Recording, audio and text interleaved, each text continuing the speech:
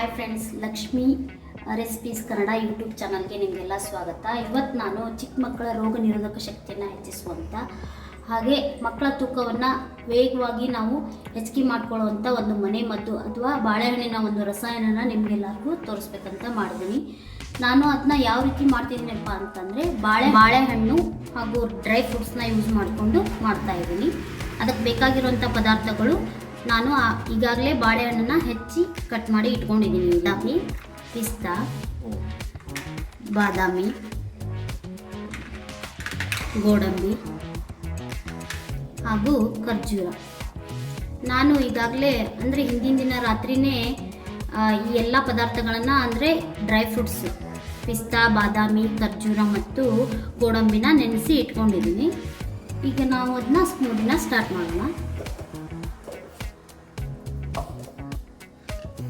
Cut ಮಾಡಿದಂಥ ಬಾಳೆಹಣ್ಣು ಹಾಕ್ಕೋಬೇಕು. ಆಲ್ರೆಡಿ ರಾತ್ರಿ ನೆನೆಸಿಟ್ಟಂಥ ಡ್ರೈ ಫ್ರೂಟ್ಸ್ ನೀರಿನ ಸಮೇತವಾಗಿ ಹಾಕ್ಕೊಳ್ಳಿ. ಹಾಕ್ಕೊಂಡು ಚೆನ್ನಾಗಿ ಪೇಸ್ಟ್ ಮಾಡಿ. ಬಾಳೆಹಣ್ಣಿನ ಬದಲಾಗಿ ನಾನು ಸೇಬು ಹಣ್ಣಾದರೂ ಹಾಕ್ಕೋಬೋದು, ಆದರೆ ಯಾವುದೇ ಕಾರಣಕ್ಕೂ ಹುಳಿ ಇರೋ ಹಣ್ಣನ್ನು ಇದರಲ್ಲಿ ಆ್ಯಡ್ ಮಾಡ್ಕೋಬೇಡಿ.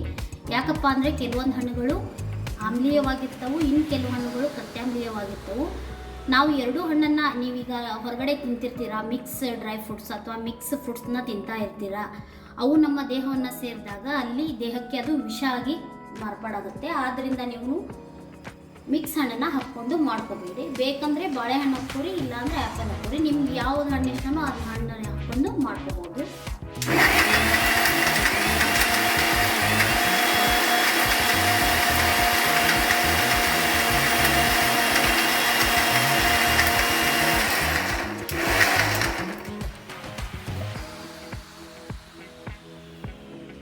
ಈ ರೀತಿಯಾಗಿ ನುಣ್ಣಗೆ ರುಬ್ಕೋಬೇಕು.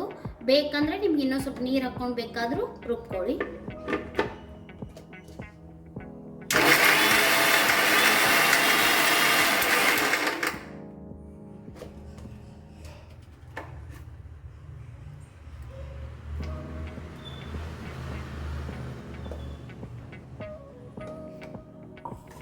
ಈಗ ಬಾಳೆಹಣ್ಣಿನ ರಸಾಯನ ರೆಡಿ ಆಯಿತು.